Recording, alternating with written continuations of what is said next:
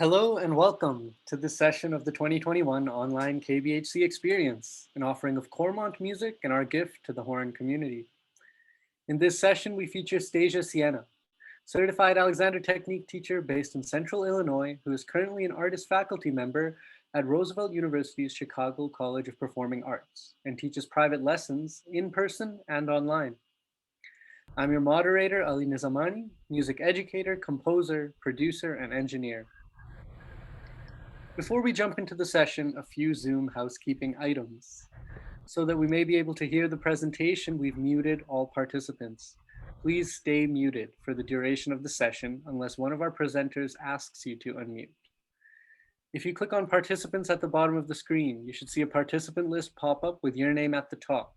If the name associated with your Zoom account is different from your own first and last name, please click on the blue More button next to your name, select Rename, and enter your first and last name. This will help us know who it is we are communicating with. If you click on Chat at the bottom of the screen, you should see the chat box appear. Comments posted in the chat are affected by the drop-down menu above the text box. Depending upon your selection, your comments may be viewed by everyone or by individual participants. Each time that you enter a comment into the chat, please double check your selection so that your comment is seen by your intended audience. And with that, I'll hand the session off to Stasia. Hi, thank you, Ali. I appreciate that. Hi, everybody. It's good to see you. Some of you, hi, Peggy. Actually, I can count on one hand the folks I can see, so I'm going to just personally say hello here to Carolyn and Veronica and Gretchen. Hi, David, Peggy. Hi, David. It's good to see you all. Oh, it's really nice. Andrew, also. Hi, Andrew. I haven't met you before, but nice to see you. Heidi, hello. She's saying hi in the chat. Friends, please do, if you are able, feel free at any point to jump in and turn on your cameras. Just gives me a little bit more opportunity to make sure that everything is landing. Hi, Gail. Good to see you. Hello. I know it's not always possible, so no pressure, but it does sure add to the energy of the class and allows me to help you even more if I can see what you're up to and how it is coming across.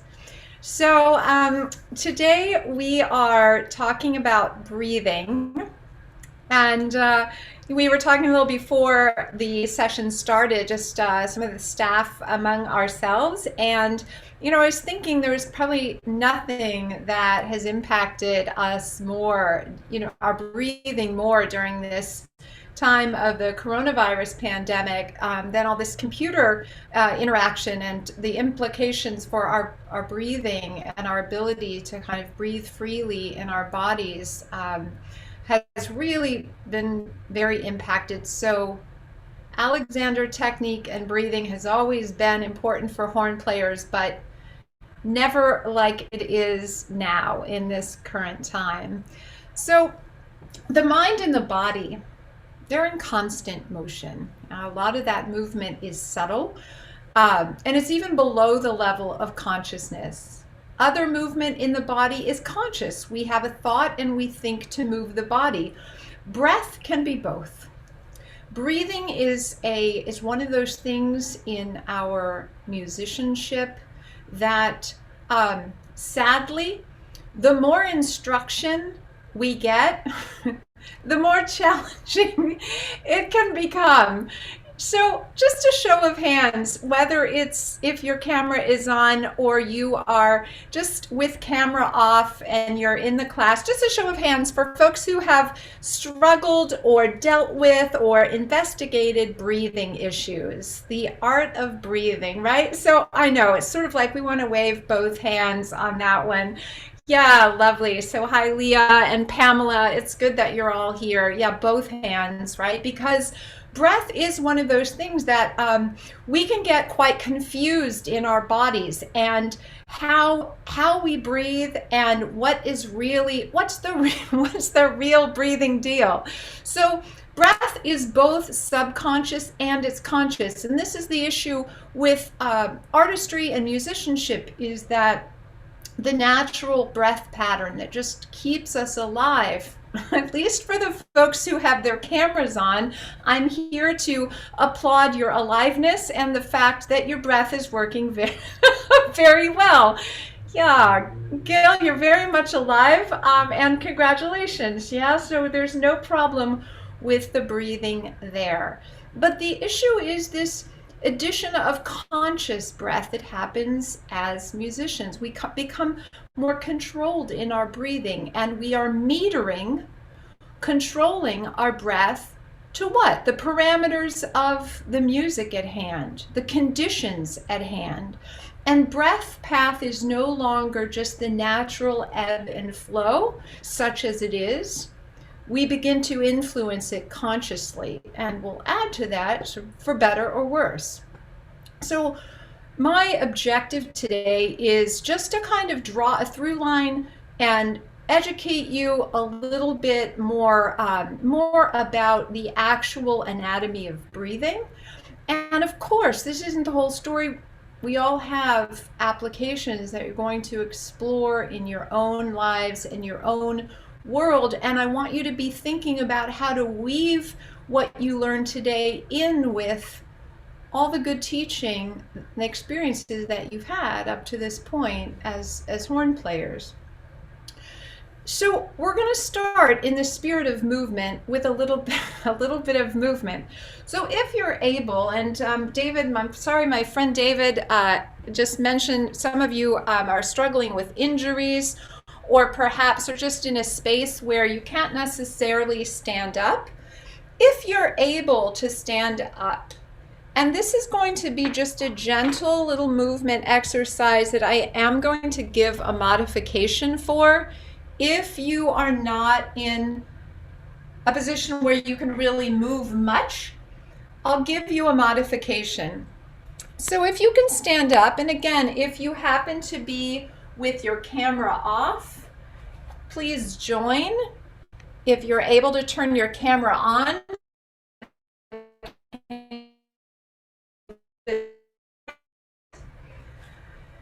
so the feet are just about hip width apart. No special place to put your feet. They're just underneath your pelvis, just about 6 inches apart. And we're going to do a little movement practice called an arm swing. Well, what does that have to do with breath, you might be asking? Well, everything has to do with breath would be my answer. Breath is the whole body, and breath is movement, and the body is always in motion. And problems arise when we become fixed in ourselves and in our thinking. So we're starting with just a little bit of waking up. So, first option. If you're feeling that your movement is a bit limited, we're all going to start out together. And we're just going to ask ourselves, we're going to turn on our awareness, and we're just going to think these 3 thoughts: stop, think, connect. Yeah? So as you stand, just stop. Not fixing, just stopping. Turn on that conscious awareness. Turn on the conscious thoughts. Connect. Sense your whole self, your whole body, mind, torso, legs, arms at the side. Good, everybody. 3 questions. Am I seeing? And I mean that literally. Just look out into the space around you, unfixing from your computers, just seeing peripherally, in front of you, to the sides of you, even as you look ahead, including the whole space in 3 dimensions around you. Am I seeing? Breathing, balancing. Good. Just noticing. You have an interior space. And I want you to shine your awareness on the whole interior of yourself, the inside of your head.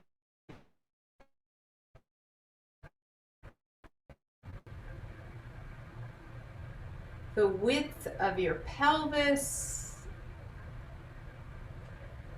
And we're going to turn on a little bit of direction. The feet are down on the floor. They're lengthening along the floor. Good, everybody. The head's just going up in the opposite direction of the feet. The back is staying back. Remember being on the floor yesterday. We're just lengthening along the back plane. No arching the back. Good. The back is back. Stop. Think. Connect. And you might notice stillness, subtle swaying. And our first arm exercise, our first practice, for those of you that are a little bit more limited in your movement, you'll do this one twice. I'll offer a second practice for the rest of you. The first one is just to subtly start with a little bit of shaking, just a little bit of, it's called just a little bit. There you go, David and Carolyn. You're just letting those arms go. Just feel everything in the body just start to move a little bit, and you might change up the movement a little bit. It all feels really silly, especially on Zoom. But just let that movement go to your capacity. Shake the fingers, really get the hands moving, really shake those hands. Good. And now, good, Andrew, just stop. Think. Connect. And I want you to key into that echo of movement.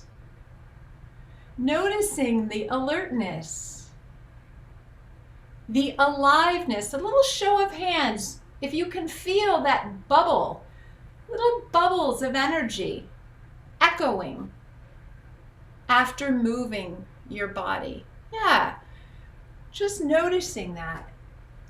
Good. We want to constantly cultivate that subtle sense of aliveness, that little percolation. The body is constantly vibrating. We are made of mass in motion. All right, so the second option, you're just standing again. Stop. Think, turn on that bright light of awareness, conscious thought. Connect. Your feet are on the floor. Your head's going forward and up. Just a thought. Just let it go up and away. The back is back. No arch in the lower spine. Just thinking. The direction. Back, back. All you have to do. All right, now if you're limited in your movement, you'll repeat just this movement, this kind of shaking up of the system. If you're able, what you're going to do this time, you can see, I'll show you my feet. My feet will be stationary, and I'm just turning like this, looking over my shoulder, right and then left. So start the movement with your eyes. Look over your right shoulder all the way behind you, and left shoulder. And really let those arms swing. Good, Gretchen. Really look behind you. Keep your eyes open. Let those arms flop onto the sides of your body, moving in a spiraling direction around the vertical axis, the spine that is connecting the head and the pelvis. Good. Just keep going for a moment. Really let those arms fly out to the side if you can do that without bonking anything around you or anybody around you. Good. And then, nice. Stop again. And just feel your feet on the floor, your head going up toward the ceiling. And here's the important part. Cue in that awareness. Dial it up. Look within yourself for that echo of movement, that percolation, the little echo that your liveliness is expanding. As you stand, sensing that liveliness, connect yourself to the space around you, wall behind you, bookcases behind you, ceiling above. Good. Floor below. And then just bring your arms out in front of you and draw them back into space. We are three-dimensional beings. The rib cage expands in 3 dimensions, supported by the space around you. And then stop again. Good, everybody, and just look for that echo of movement. And come back to your computers. Come have a seat for a moment, and I want to hear from you. Either go ahead and unmute and just report in, or you can also put it in the chat. I'm curious, as you sit down, clue in, become aware, can you still feel those echoes of movement in your hands, in your arms, percolating up through the legs? Andrew, yeah, what do you feel? Can you give a voice to that, Andrew? What do you notice? You're welcome to, yeah. You feel like those echo, yeah, the echoing, as you say, like the ripples, if you will. Oh, beautiful. I love that word. Yeah, it is a ripple. Who else feels ripples? Yeah, tingling. Oh, Gail, thank you. Nice word to put to the experience. It's a tingling, a rippling, a percolating, a bubbling. Yeah, we're alive. Brr, energy. It is energy.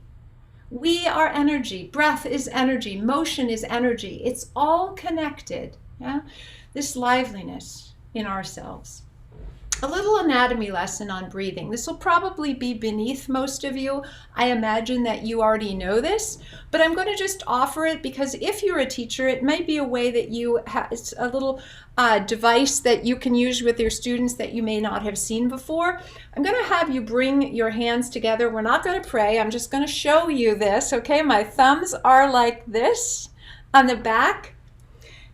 And here's the thing, my thumbs represent my diaphragm, my fingers represent my rib cage. Okay, so just bring your hands together.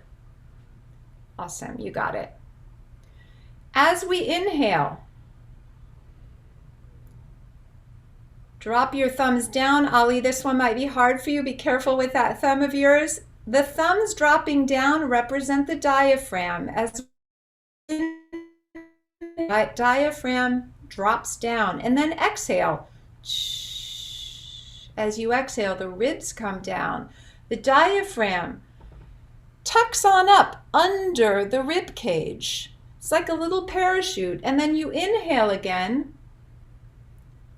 Drop those thumbs down and you feel the elbows come out. There's your diaphragm. It goes flat. It actually bisects the whole torso. It's a very large and powerful muscle. and then exhale out again. There you go. So good to see you, Peggy. And then the diaphragm tucks back under. There it is, hiding up under the rib cage, okay? So a feature of the body's design, we are an antagonistic system, meaning when things go up somewhere else, they're going down. In breath, when the ribs come down, the diaphragm goes up. The diaphragm goes down, the rib cage comes open, it creates a vacuum. And instead of thinking that we need to draw air in to breathe, we need to turn that thinking around, because our nature's design is actually about getting the air, what? Out. You get the air out of your lungs, and guess what's going to happen if you are alive? Every fiber of that rippling aliveness will fight to get air back in. It's a feature of our aliveness. Nature abhors a vacuum. You get the air out of the lungs, it will come back in. So our idea about breathing, how do we maximize the exhalation of air? How do we get the air efficiently out of our systems? Okay, so we're just going to try a little breath path together, okay? And in your mind's eye, you're thinking about this little structure of the hands. So we're just going to exhale out, and no particular way. You can use a ch sound, or you can make a sound, or you can even just kind of mimic putting the air through your mouthpiece on your horn. But we're going to exhale out for 6. Close our mouths if you're able to breathe through your nose. Close your mouth.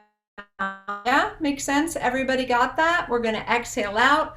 The ribs are coming down. We're going to just take a moment, close our mouths, and then the ribs will open. Okay, so we can have our hands down in our laps. Here we go. And just exhale for 6, 5, 4, 3, 2, 1. Close your mouths. Allow the rib cage to open. And one more time, send the air out.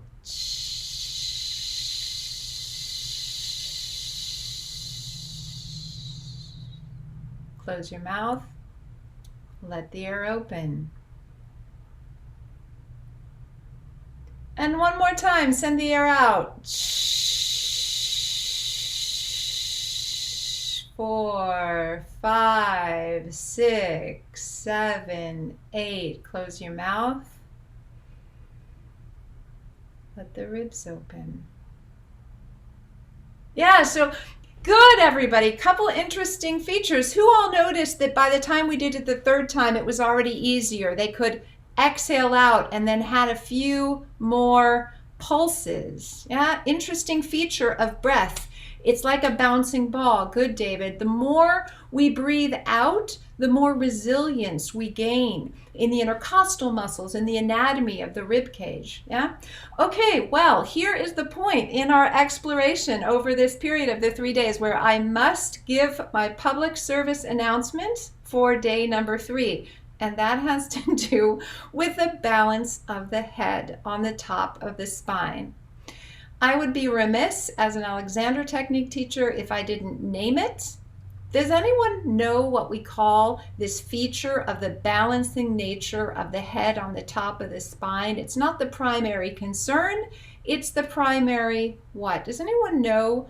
Have you studied anyone the Alexander Technique? If you have, you can put it in the chat. Bonus question for the day. Command Central. The head is designed. Oh no, there are no takers? Anybody? What is, oh, fantastic. You got it. Okay, Heidi and David, I wish I had, sort of the Lamborghini behind door number 3 that I could offer for, getting the correct answer on that question. But yeah, the primary control. The head is designed. Heidi says, us too, that would be nice. Yeah. The head is designed to balance very delicately on the top of the spine, which we talked about yesterday. Here, It's way up here, on the top of the spine. And we see this delicate pivoting, this freedom at the head and neck very clearly in young children. A young child, when they're learning to walk, anyone have kids in their lives or thinking back, grandchildren, right? We can see this with Peggy's little guy. Lots of places where we can look at beautiful videos, watching movement. Developmentally, young children are still very free from habits that interfere with this primary balance, this command central that is an anti-gravity device. We are designed for the head to continue to float freely. And here's the issue. When the head's balance begins to deviate from the top of the spine, it has a cascading effect. That is my public service announcement number 2. Cascading effect on the rest of the body, everything below it. And everything in the body is below this primary control. I'll say that again. When the head deviates, it goes forward. It pushes down. It gets heavy on top of the spine. We begin to pull into patterns like this one. That deviation has a cascading effect on the rest of the body 100% of the time. Not sometimes, not maybe, always. That is your design. Anyone know how heavy the head is approximately? Another bonus question for the day. How heavy is your head? Got any idea in pounds? Anyone want to put that? 8 to 10 pounds. Yeah, it can be a little heavier, even up to 12 pounds. The head is like having a bowling ball up there. It's a lot of weight to balance. Your bowling ball is your control center, your management system. So we're going to add a little bit of thinking to the breath path, because your anti-gravity device is designed for when you exhale. But what do you think mostly happens when you're playing your horn? You get to the end of a long phrase. Remember this? Your ribs are coming down. You're struggling to the end of the phrase. What's right up here in our model? Rib cage, diaphragm. What's right up here in our design of our skeleton? It starts with an H. Thank you, Peggy. Your head. So mostly when our ribs start to descend and we get to the end of a long phrase, it drags the head with it. And then we hoist ourselves back up. And then we breathe out. Oh, wow, that was a long, intense phrase. We might be playing dynamics that require a lot of air. This connection between the coming down of the ribs and the propensity to drag everything down. Okay, so that's the bad news. Are you ready for the good news? Yeah, Gail says yes, absolutely. The good news is your brain is more acutely attuned than that capacity to collapse. Your command central can override that habit. So when you breathe out, you think up and lengthen. And when you breathe in, you think back, widen, ribs expand. And then when you think out and you're coming to the end of a phrase or a breath, you think up. And then when you inhale, you think wide. All right, so we're going to try this breath path again, and we're just going to add some good thinking. So the ribs are coming down, the diaphragm's going up. As the ribs open, back widens. Exhaling out,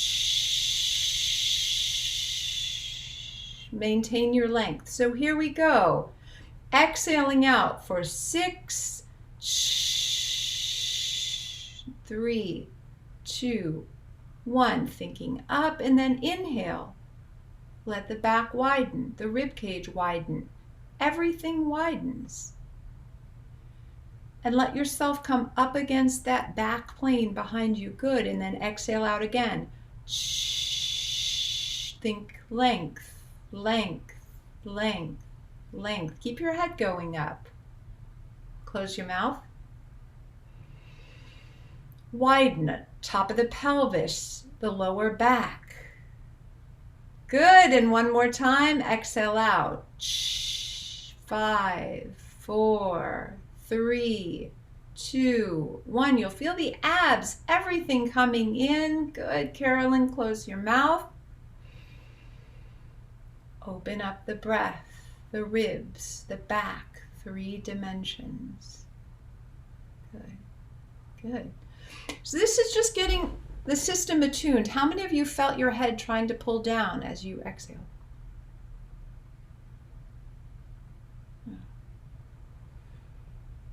Of course it will. That is the thing. It will try to descend, and our bright light of consciousness, of awareness, of thought can send it in the opposite direction.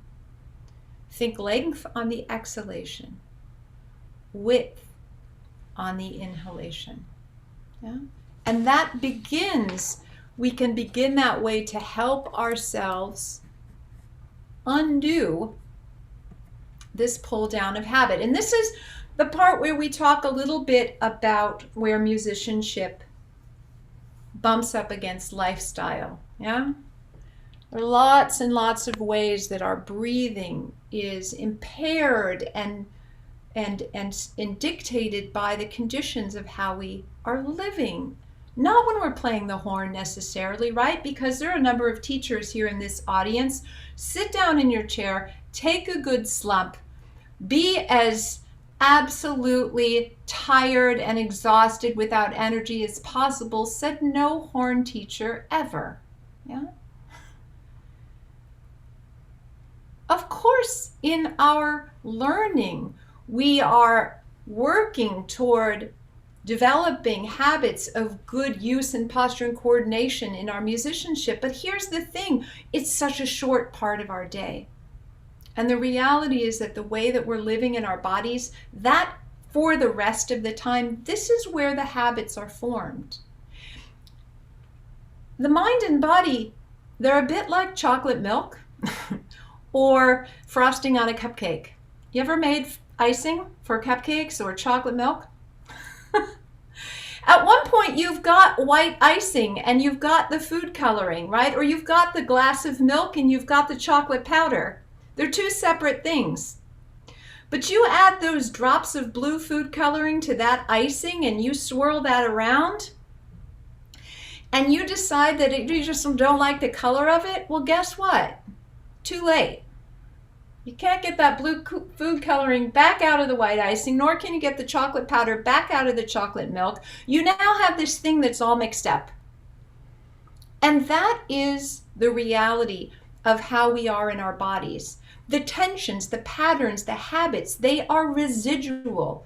They actually can change the muscular development and tone of the body, and they can change the skeleton and the framework of the body. Our habits begin to dictate the shape that we inhabit, for better or worse. This isn't a judgment. This is just part of being alive. Gravity pulls us down. Living also does.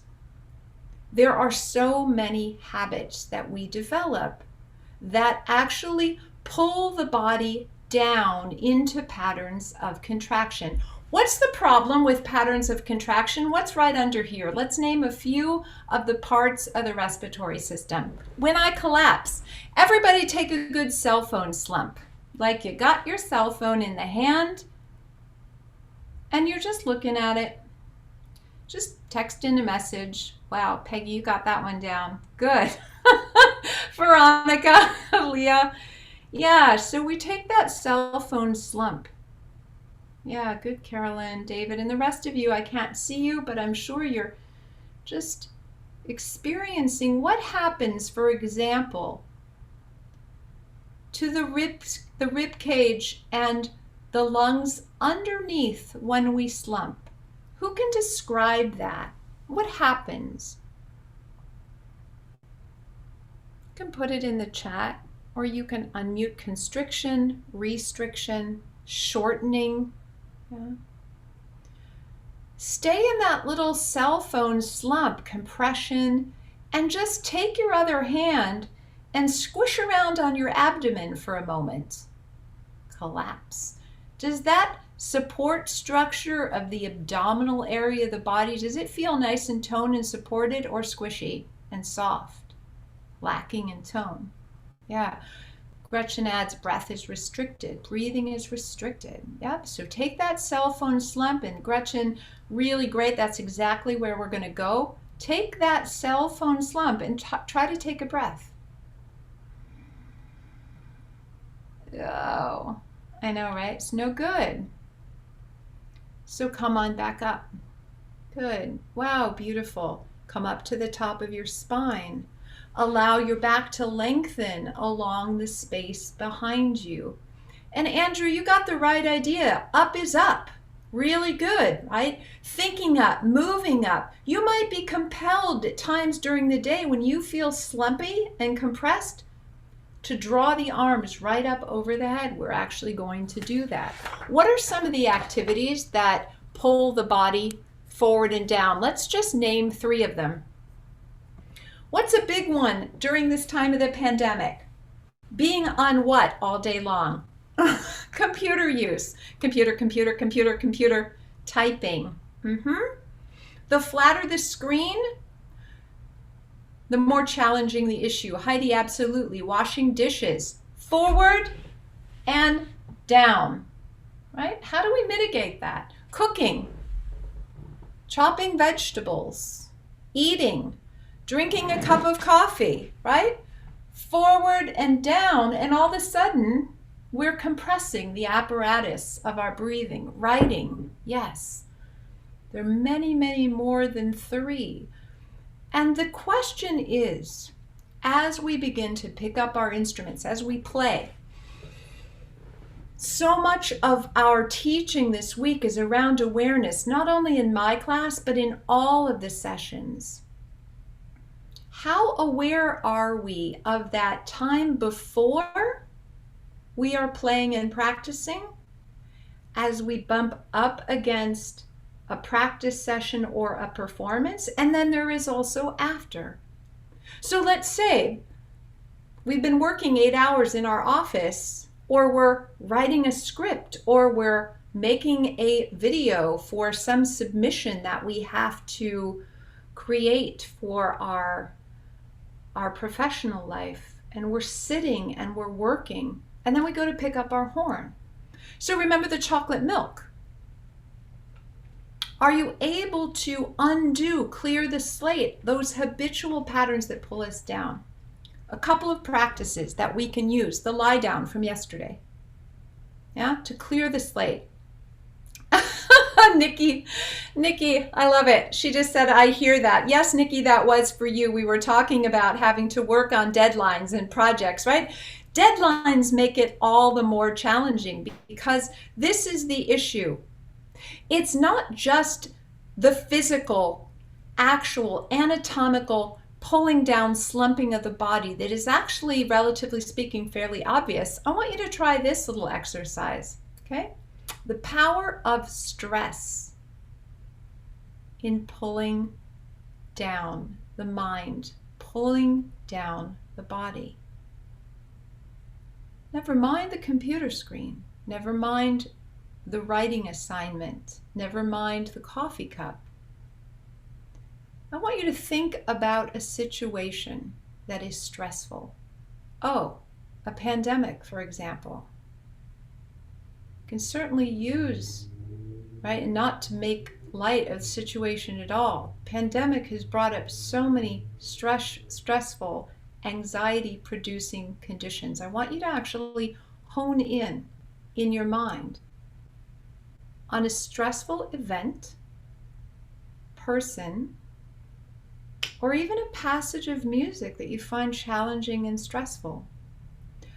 And then manifest that through little clenched fists, right? That we may subconsciously have these constrictions in our hand when we get stressed. On your lap, just allow your fists to clench. And then allow your toes to just grasp onto the floor. It's another very strange and subtle manifestation of anxiety often. Constriction through the feet, through the hands. And put your attention on that feeling of a knot in my stomach, in my gut. Feel that knot, the clenching, the fixing in your mind, and try to breathe.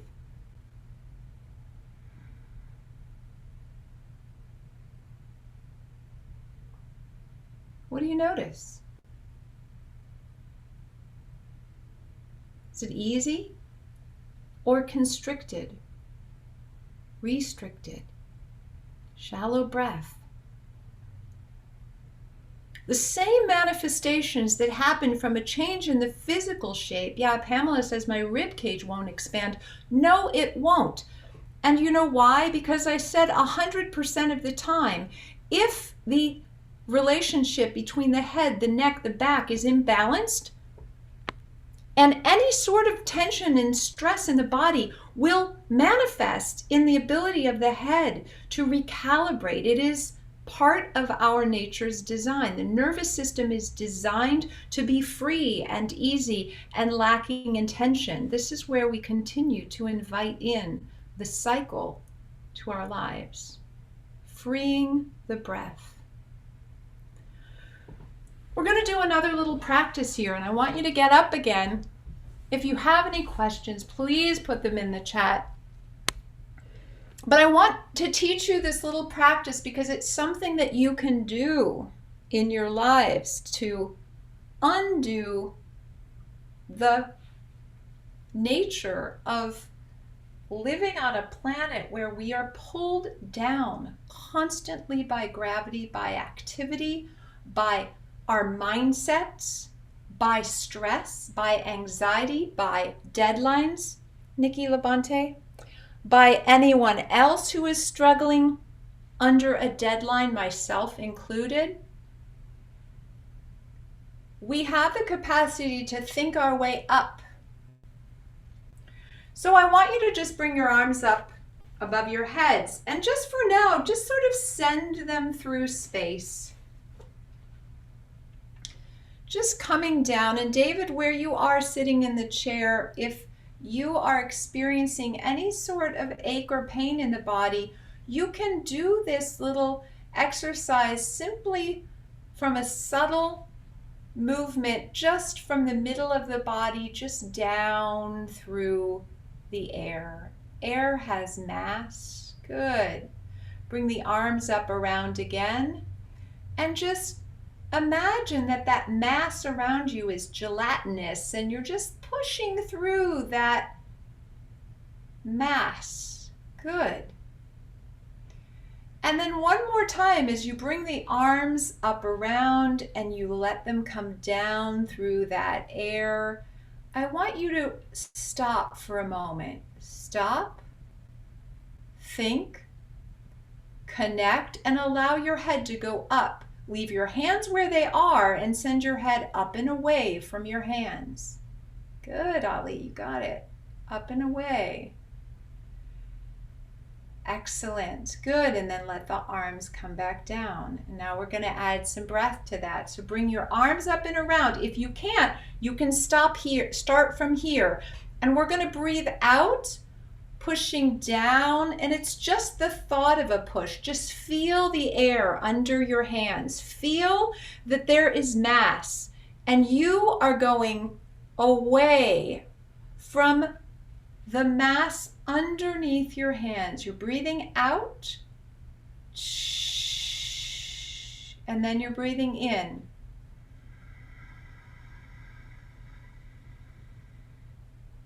Good. Make sure your knees stay nice and soft. Breathing out.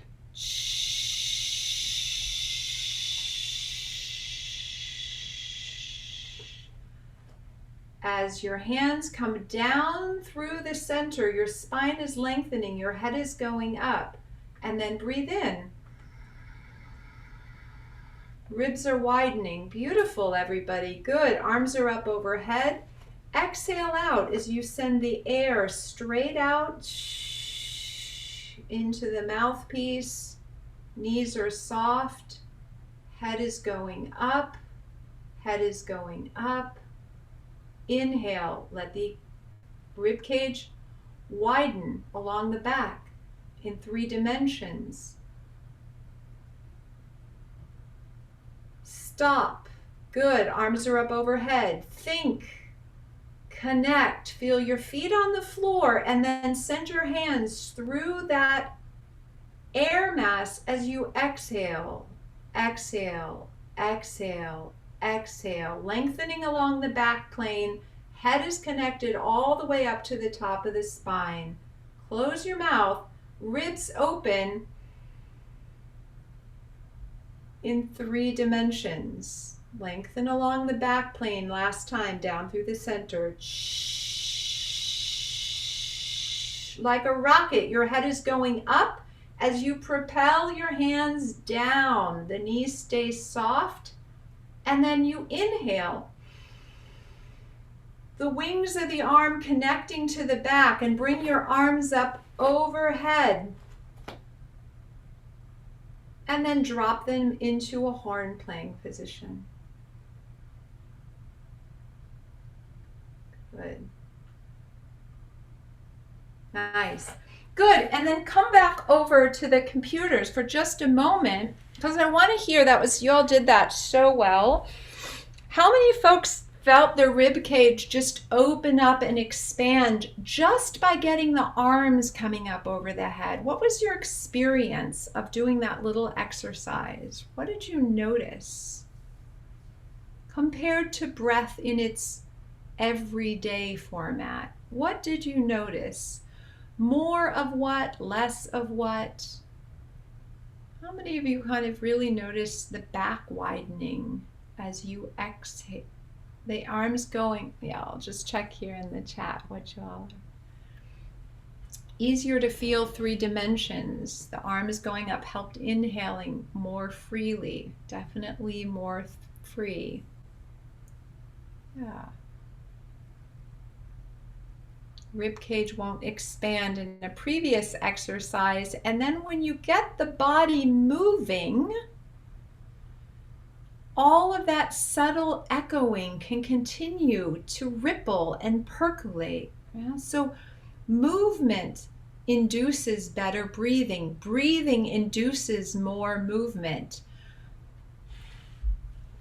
We only have a few minutes left in class. I saved the best for last, okay? Because, when I mentioned that there are, yeah, beautiful, Gretchen. Lifting my head allowed openness. We could do a whole class on forward head posture and its implications for breathing.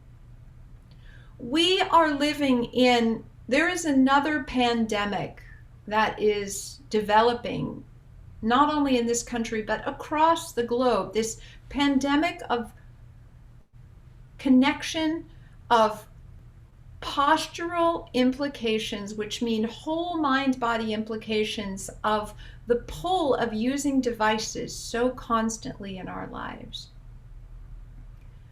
The flatter the tablet, where do I go to interact with that? And folks start using the 7th cervical in the spine as a hinge. Text neck. It's actually a thing.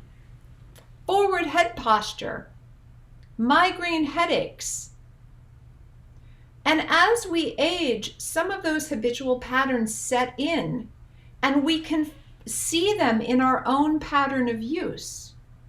When I said that I saved the best for last, this is because when I asked about lifestyle habits, right? Activities that happen forward and down of you, right? We mentioned the computer and writing and reading and tablets and cooking, right? But what do you folks do every day? What do you carry forward and down of you? Hold forward and below the top of the spine on a regular basis. Thank you very much, Peggy Moran. If you have your horn near you, go ahead and grab it. If you do not, we can work with just mimicking the movements.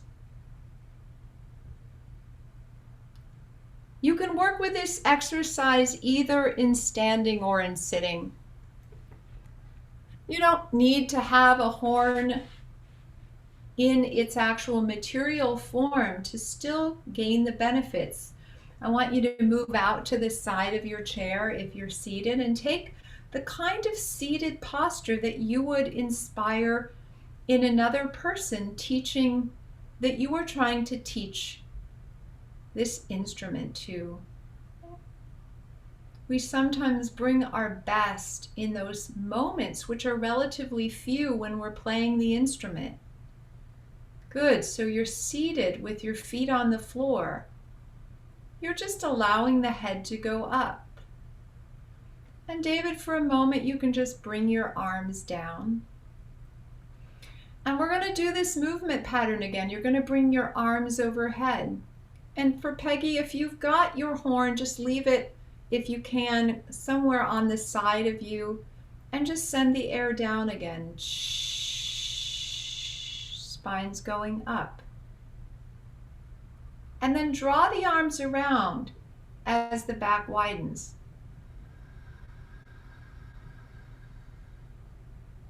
Send the air down. Lengthen up along the back plane. Good. The head goes up as the air goes out. And then widen as you open up the rib cage. And then send the air down. Good, everybody, as you lengthen your head up toward the ceiling. Good. Got the head lengthening up. And then go ahead and grab your horns. If you have them, put them on your laps. If you don't have your horn, just imagining a nice seated posture.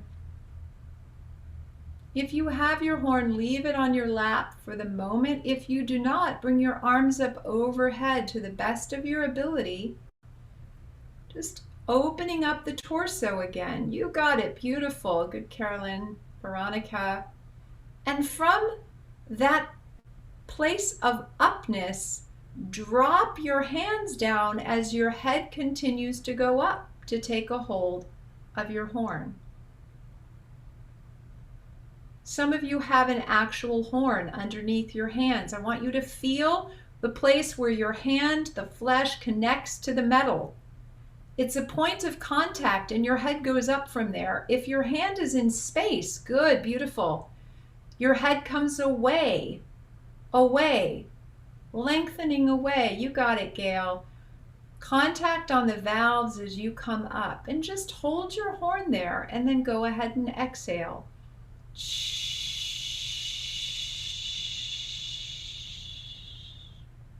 And then inhale. Back widening. Remember that pull to the elbows, like your left fingertip and your right fingertip are pulling each other apart, and then exhale again.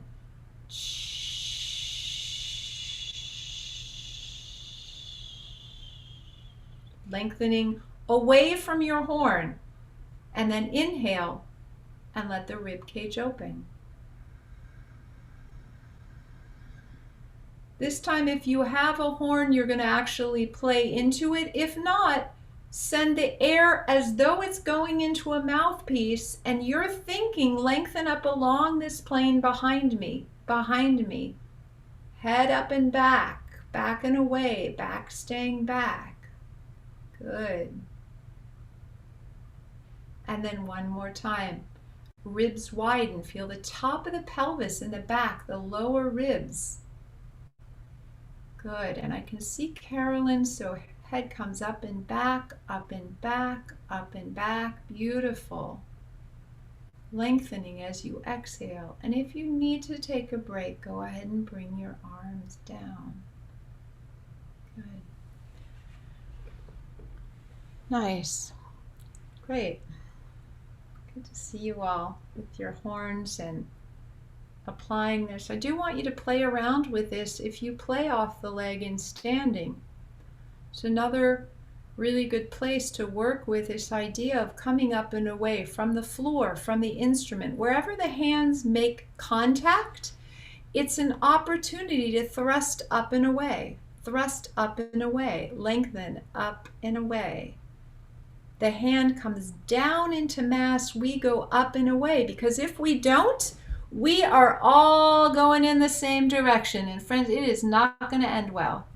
This is where we create a traffic jam in our ability to function with ease and flexibility and freedom and poise. What do you notice in that little exercise? For those of you who are playing just now, just a few moments to either unmute if you'd like. Gail writes, I had neck problems years ago. Physical therapy encouraged me to keep my head up. Done much better with playing off the leg. Yeah, so absolutely. Playing off the leg is a real key, because here's the thing, short little tutorial on this. If you don't have the perfect connection between where your mouthpiece is and where that horn rests on your leg, if you do not just are not so anatomically blessed that that's a perfect fit, you're going to drop the head and neck to meet the mouthpiece. And then look what's happening. Traffic jam, right?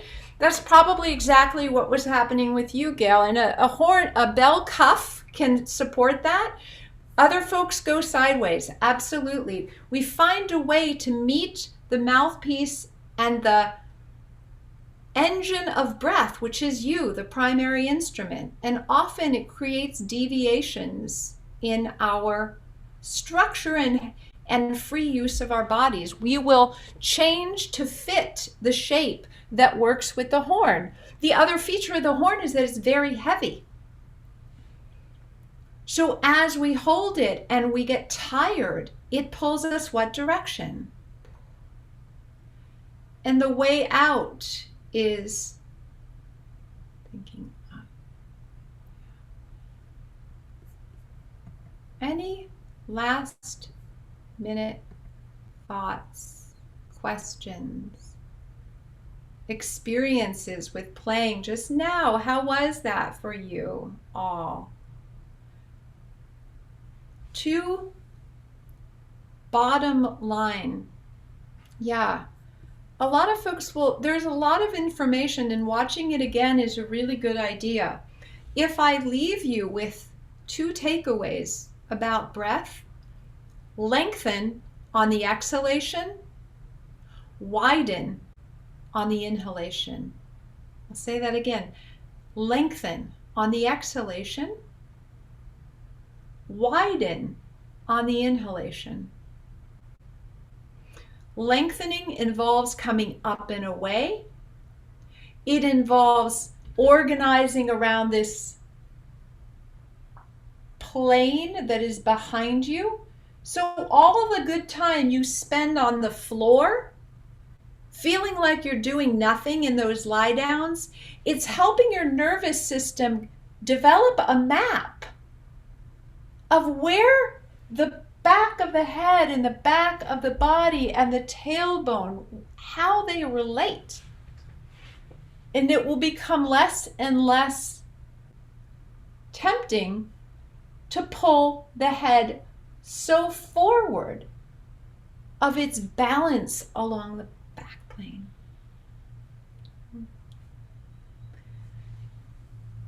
You're welcome, Gretchen. I'm so glad you were here. Christine, Gail, please do watch the video on this. And I mentioned my Facebook group in the other sessions. I will start as KBHC ends adding some really direct resources, breath resources, breathing videos. And I just want to mention, I will post on my Facebook page, on that Facebook group, a wonderful video, The Art of Breathing by Jessica Wolf. that is a must-see if you haven't seen that video as a musician. The subtle movement patterns of breathing, so valuable. Thank you, Ollie, for hosting today and moderating, and appreciate it. Of course. I put the link to the Facebook group in the chat. I'll post it once again so it's up top. And with that, thank you so much for attending the session of the 2021 online KBHC experience, an offering of Cormont music and our gift to the Horn community. Please join us at 8 p.m. Eastern Daylight Time for our evening session, Teacher Talk, led by Douglas Hill, emeritus faculty at the University of Wisconsin-Madison from 1974 to 2011, past president of the International Horn Society, recorded soloist, published author and composer, and past faculty at KBHC. And featuring current KBHC faculty members Patrick Hughes, Peggy Moran, Natalie Douglas-Grana, Randy Gardner, Sergeant First Class J.G. Miller, and Jeff Agrell. In the meantime, please check us out on our various social media platforms. You can subscribe to our YouTube page by searching for Kendall Betts Horn Camp. You can also find us on Facebook using @KB Horn Camp and Instagram using @official_KBHC. Anytime you post about us or share something we posted, be sure to include the hashtag KBHC2021. Finally, please visit us at horncamp.org for more information about our upcoming online and in-person offerings. Thank you so much for joining us today, and we look forward to seeing you next time.